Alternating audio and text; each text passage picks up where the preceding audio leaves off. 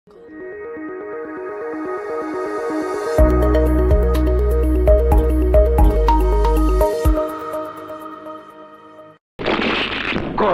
পুরো বেগুন, মুখের মধ্যে চলে আগুন, শান্তি নাই, শান্তি চাই। হাজতে গেলে শান্তি পাবেন। ইন্সপেক্টর, বাসাকে আটকে রাখার মতো হাজত এখনো তৈরি হয় নাই। নিয়ে চলো।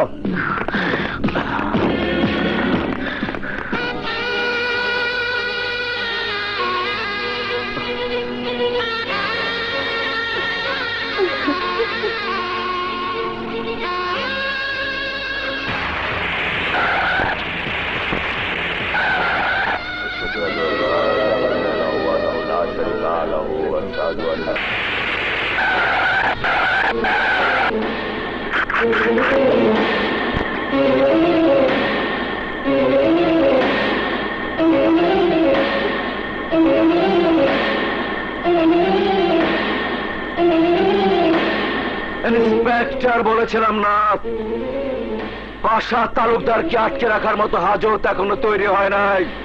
এই সাংবাদিক, তাকিয়ে দেখ, সারা শহরের আইনজীবী আমার পেছনে, আমার উপরে ওদের জীবিকা নির্ভর করে।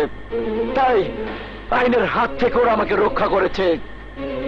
এখন বুঝতে পেরেছিস পাশা তালুকদারের হাত কত লম্বা?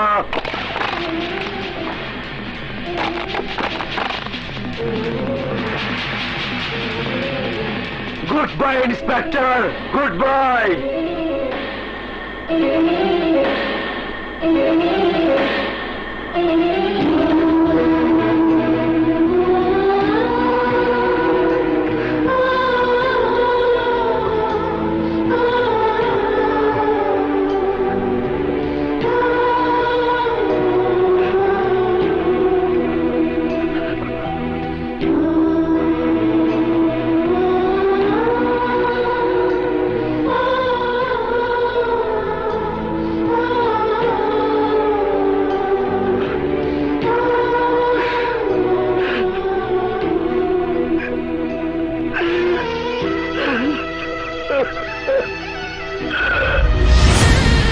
আমার হাসি, আনন্দ, সুখ,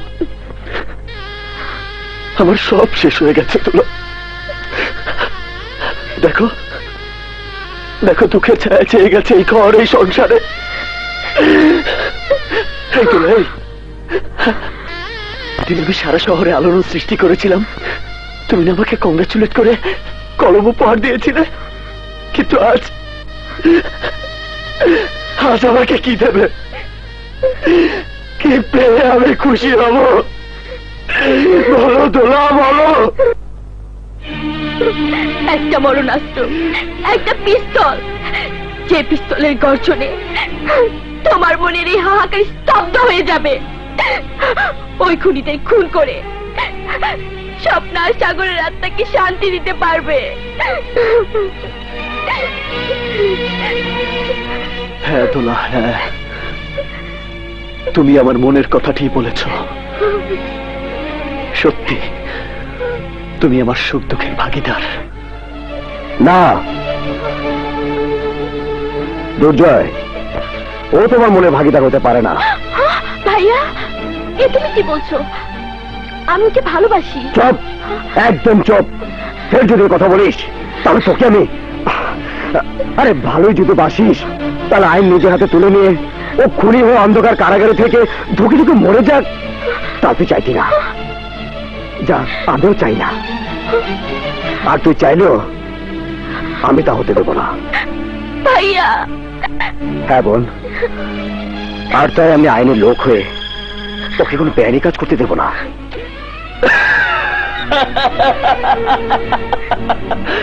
কিন্তু কোন আইনের বড়াই করছো তুমি, যে আইনের জোরে নিজ হাতে ওই অমানুষদের হাতে হাত করা পড়িয়েছিলে, আর ওরা তা বাসি ফুলের মালা মনে করে ক্ষমতার জোরে ছুঁড়ে ফেলে দিয়ে হাসতে হাসতে বেরিয়ে এসেছে সেই আইন। বিপ্লব,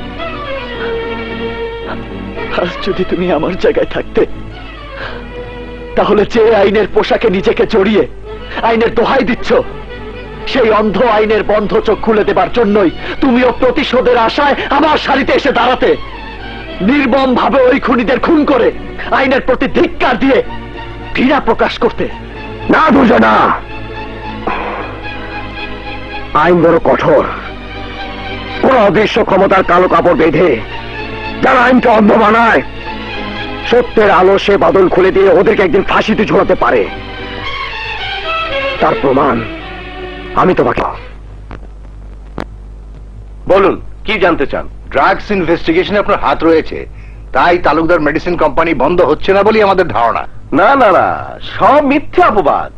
তদন্ত কমিশন গঠন করেছি, আইন অনুযায়ী পাশা তালুকদারকে গ্রেফতারও করিয়েছি। হ্যাঁ, আপনি আইন অনুযায়ী গ্রেফতার করিয়েছেন, আর উনি নিয়ম অনুযায়ী বেরিয়ে এসেছেন। আহা, আদালত জামিন দিয়েছে, তাতে আমার করার কি আছে? তার মানে প্রমাণ ছিল না, কিন্তু ঘটনা যে সত্য তা আপনি জানেন। তাহলে এর প্রতিবাদ করে জনগণের সাথে পদত্যাগ করেননি কেন? পাশা তালুকদারের ব্যবসার ভাগ ভোগ করার জন্য?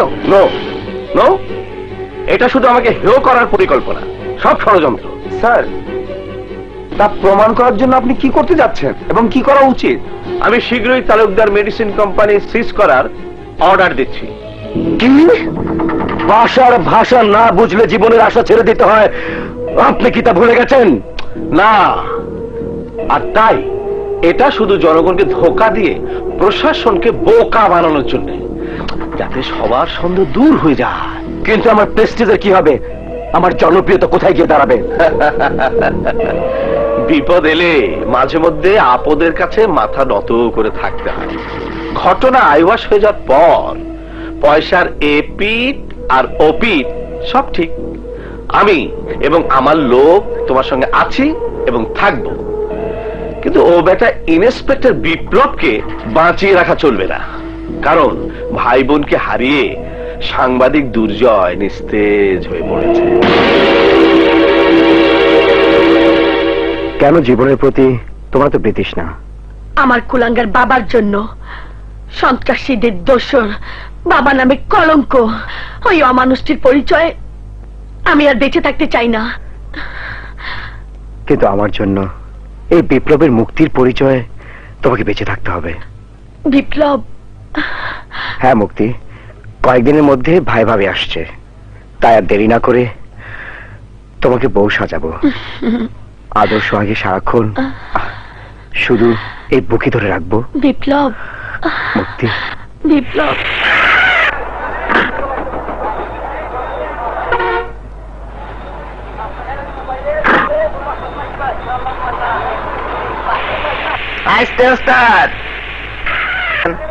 তাড়াতাড়ি নামেন।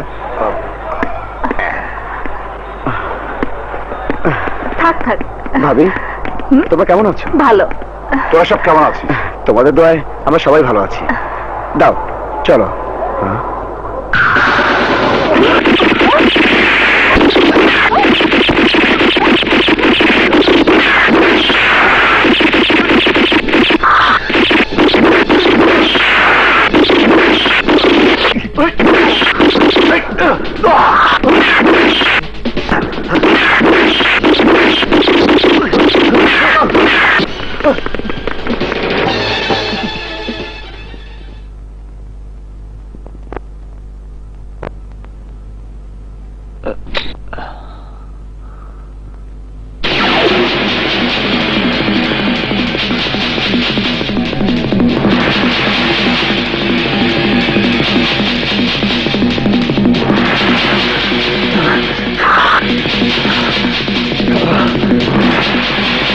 বড় কি? ঠিকই বলছি স্যার, আমার বাবার মুখে ওই সন্ত্রাসীদের হাত থেকে যে পিস্তল দুটো পড়ে গিয়েছিল, আমি সেখানে গিয়ে পিস্তল দুটো কোথাও খুঁজে পাইনি, শুধু পিস্তলের গুলির এই খোসা দুটো পেয়েছি। কিন্তু এখন যদি কোনো সন্ত্রাসী ওই পিস্তল দুটি পেয়ে কোনো অপরাধ করে, তাহলে তার সম্পূর্ণ দায় দায়িত্ব তোমার কাঁধে এসেই পড়বে।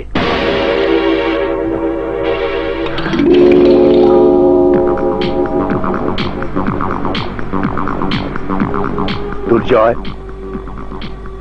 তোমার বুকে যেমনি আজ ভাই বোনের জন্য প্রতিশোধের আগুন জ্বলছে, তেমনি আমার মনেও আজ একমাত্র মেয়ের কোনো খোঁজ খবর না পেয়ে হাহাকারে বুকটা ফেটে যাচ্ছে। আপনি কি বলছেন স্যার? যা সত্য তাই বলছি। যে রাতে তুমি তোমার ভাই বোনকে হারিয়েছো।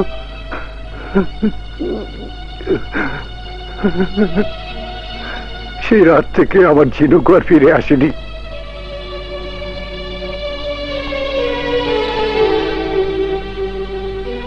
স্যার, আপনি ভেঙে পড়বেন না, যেভাবেই হোক